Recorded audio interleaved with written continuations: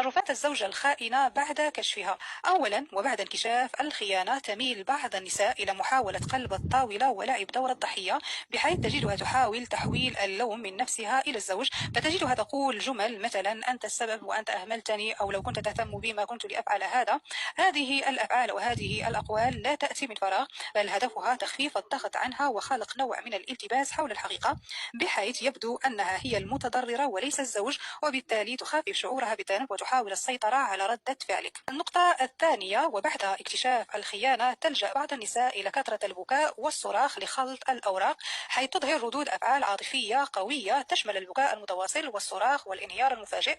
وبالتالي هذا التصرف لا يكون بالضرورة نتيجة لندم حقيقي، بل غالبا وسيلة للتلاعب بالموقف، بحيث أنها تهدف إلى تشتيت تركيز الزوج وإحداث نوع من الارتباك العاطفي لديه. ومن خلال هذه الطريقة تسعى أيضا لإخفاء حقيقة خيانتها وكسب التعاطف المؤقت من الزوج، مما يقلل من ردة فعله المباشر أو حدة غضبه، ويسمح لها أيضا بمحاولة السيطرة على مجريات الحوار. وبذلك تتحول عاطفة الزوج من الغضب نحوها إلى القلق أو الشفقة، وهذا ما يجعلها تشعر بأنها استطاعت تخفيف الضغط الواقع عليها مؤقتا.